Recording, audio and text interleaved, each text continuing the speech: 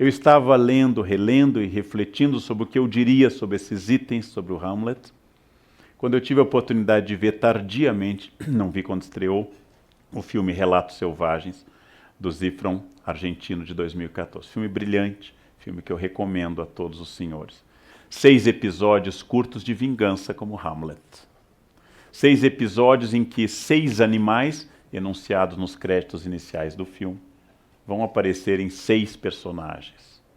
6 episódios em que alguém decide. Por exemplo, no primeiro episódio, eu vou contar o filme. Quem não quiser ouvir, tape os ouvidos. Quem não viu, morra. Eu vou contar igual. No primeiro episódio, descobre-se que alguém reuniu num único avião todos os seus inimigos e decidiu jogar esse avião contra um casal que são seus pais, que só descobrimos nos créditos do filme que eram seus pais. Como seria interessante pegar um avião, juntar quem fez bullying comigo, vizinhos, alguns parentes, ex-maridos, ex-mulheres, ex-noivos, ex-noivas, gente que esteve comigo, gente que se recusou a estar comigo, alunos, eventualmente, um ou outro. Naturalmente nenhum meu, eu não colocaria nenhum. Né? Pessoas do meu mundo, uma ou outra síndica da minha existência. Se eu pudesse colocá-los num avião e jogá-los, o que diria Hamlet, relido à luz da nossa consciência contemporânea? Pobre homem que acha que o problema do mundo está nos outros. Pobre homem que nessa vingança achou que ele era mal amado porque os outros eram incompreensíveis e jamais olhou para a sua própria caveira e perguntou, será que eles não tinham razão e que eu não era uma pessoa medíocre? Por que eu acho que todo mundo que me persegue tem inveja? Pode ser simplesmente alguém que esteja reconhecendo a minha falta de qualidades. Será que humildade não é o disfarce ético da falta de qualidades? Uma briga de trânsito vale a pena? O filme mostra 2 pessoas que, envolvidas numa híbris, num desequilíbrio, vão até a morte. E quando os 2 estão queimados num cadáver final, o guarda lança a hipótese, é um crime passional. E provavelmente sim. Não passional porque os 2 homens, machos, héteros, alfa, tenham tido um caso, mas passional porque ambos são vítimas da sua paixão.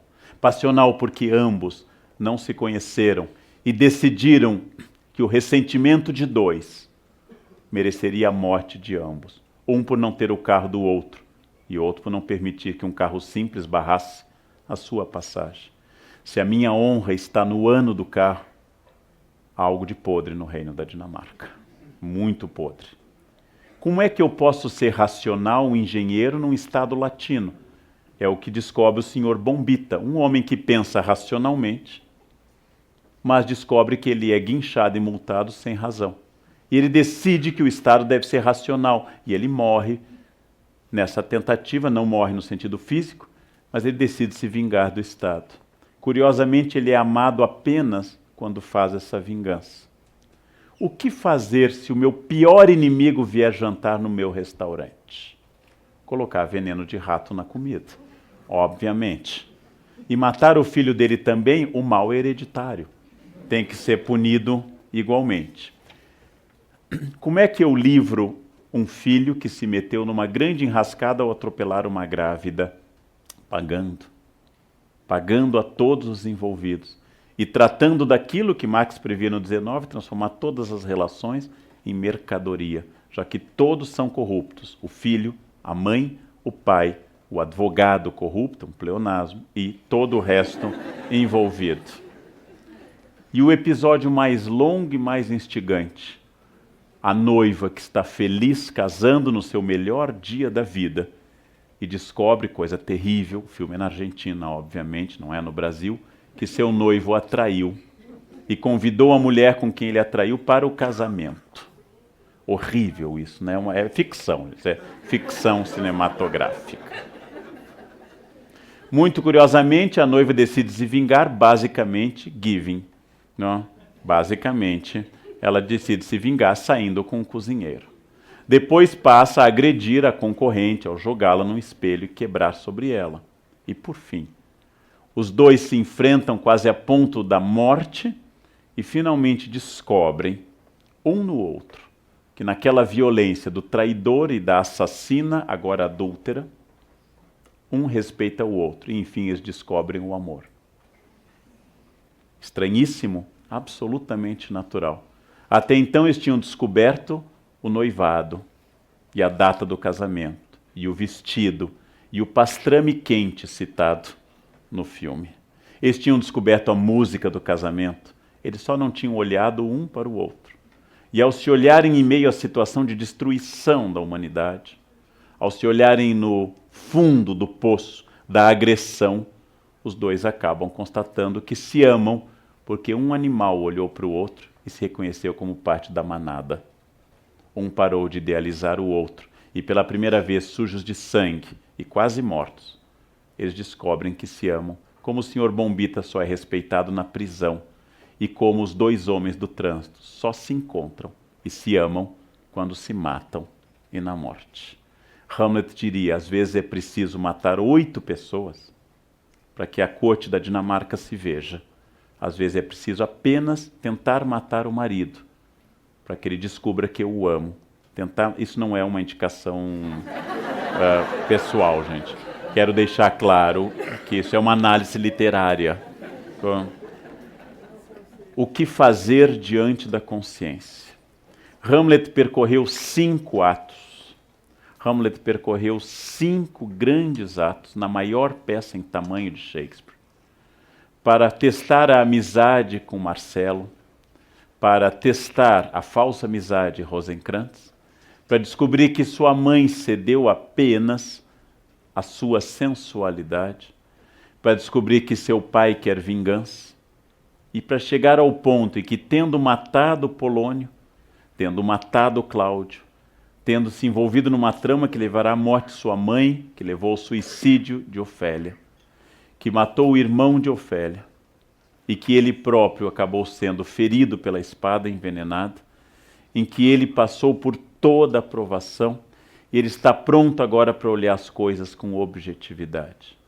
Como a peça segue regras retóricas, como todas as grandes tragédias, a personagem deve se mutilar ou morrer ao final. Ou ela deve matar, ou ser morta, ou se mutilar. Édipo arranca os olhos. Ifigênia, Ismália, todas as personagens trágicas, da Grécia até Amor de Perdição, de Camilo Castelo Branco para Sófocles atrás, todas as grandes peças, nós temos que purgar, temos que chegar à catarse. E Hamlet nos oferece um caminho um pouco distinto. Não é necessário que você mate 8 pessoas e a si, ou 7 e a si, para que você atinja a sua consciência. É necessário que pela primeira vez na vida, diz o Hamlet em longos monólogos, você consiga dizer apenas o que as coisas são. E para isso Hamlet teve que se fingir de louco. Me disse um psiquiatra no Rio de Janeiro, num congresso, e quando ele era diretor da Pinel na década de 70, todos os esquizofrênicos e outros abalados andavam pelo pátio da Pinel fazendo isso. Andando para lá e para cá, falando num telefone imaginário. E ele descobriu que com a invenção do celular todos andam assim, que os esquizofrênicos apenas eram visionários do que seria neste momento. Diz ele também que todos os com síndrome persecutória viam câmeras filmando de todos os lados. E hoje nós estamos sendo filmados de todos os lados. Os loucos foram apenas faróis da raça, pessoas que intuíram o que aconteceria. Porque, como escreveu Erasmo no Elogio da Loucura, às vezes é preciso ser louco para dizer o óbvio. Às vezes é preciso ser louco para dizer que todos os problemas que nos são mostrados na televisão são problemas falsos, para que nós não vejamos os reais. Que todas as fotos que são exibidas nas revistas são enganos de consciência, para que eu não veja o que eu não quero ver, o rosto da Medusa. Que todas as festas são um barulho alto para impedir que eu expresse a melancolia densa e profunda da minha existência. E que quanto mais eu fotografar e passar adiante, comunicar, e quanto mais eu escrever potássio, potássio, potássio, é maior sinal que eu estou triste, triste, triste. Porque eu estou precisando que o mundo inteiro curta a vida que eu não estou curtindo. Que o mundo inteiro me diga como é legal a vida que eu próprio estou achando insuportável. E se muitas pessoas me disserem isso, eu consigo evitar que o resto seja silêncio. Eu consigo evitar a solidão. E eu consigo, finalmente, descobrir que eu vivo em sociedade, mas que a minha consciência é minha, que o meu projeto é meu, que minha vida é absolutamente minha, que ela é resultado das minhas escolhas, que o meu eu é imperativo, que eu estarei onde eu desejar, construirei a família que eu desejar, a partir de uma série de reflexões e ações que vão interagir com o real, que vão interagir com a decisão das outras pessoas. Escreveu em espírito Foucaultiano um filósofo que nós estabelecemos hospícios a partir do século XIX para que nós pudéssemos ter a certeza de que os que estão lá dentro são loucos, logo por consequência, conclusão lógica, eu não sou. Se eu não estou no hospício, há uma chance grande de eu não ser louco. A Idade Média não tinha hospícios, porque a separação entre loucos e não loucos era muito mais fluida na Idade Média. Hamlet nos diz que nós temos que estabelecer poderes, temos que estabelecer cenas, temos que estabelecer etiquetas, formalidades, porque eu não aguento constatar que todo mundo é um teatro e que o papel que eu estou representando e que cada um representa na sua vida é insuportável, porque não é o papel que eu escrevi, não é o papel que eu queria, não é o papel absolutamente daquilo que eu desejava. Recebi uma revelação de um senhor, que muito simples, porteiro de um local que eu frequento, confessou-me que retirou todo o seu fundo de garantia de uma vida inteira para assistir, não vou identificar o time, um time que ele seguia e que jogaria no Japão uma mundial de clubes. Ao narrar isso, todas as pessoas que ouviram a história ficaram horrorizadas. Como é que uma pessoa tira o produto de uma vida do banco e vai ver um time num país distante, numa viagem caríssima que é o Japão? E eu pensei, é provável que seja a única coisa que ele fez, absolutamente notável, épica e dele. E todas as outras, guardar dinheiro, comprar casa, financiar, entrar num programa habitacional e trabalhar todos os dias, sejam o palco no qual ele foi ensinado pela família, por Deus, pela religião, a funcionar. Na insanidade deste porteiro, ele pela primeira vez foi alguém. E quando ele tiver netos, talvez ele diga, a única coisa que ele fez a vida inteira, vovô tirou todo o dinheiro e foi ver o time ser campeão em Tóquio. Os netos não saberão, como ele não sabe bem onde fica Tóquio, mas aquele ato extremo, ousado, terrivelmente épico, foi a grande insanidade lógica que deu luz e sentido à vida dele. Hamlet está dizendo, quando todo mundo é normal, racional, equilibrado, poupa, tem plano de saúde, se veste equilibradamente, combina bege com marrom, azul marinho com azul celeste, usa sapato preto fechado. Quando as mulheres vão para a entrevista com colar de pérolas e tailleur, e os homens de terno escuro e gravata bordô. Quando todos dizem que querem contribuir para a empresa e querem dar tudo de si a nível de pessoa humana enquanto gente, para que essa empresa cresça. Quando todos publicam que são felizes, quando todos dizem sem cessar, esta é minha vida e minha vida é legal porque eu estou viajando, porque eu estou comendo este prato, vejam. Quando todos dizem a mesma coisa, eu preciso dizer que ser louco é a única possibilidade de ser sadio neste mundo doente.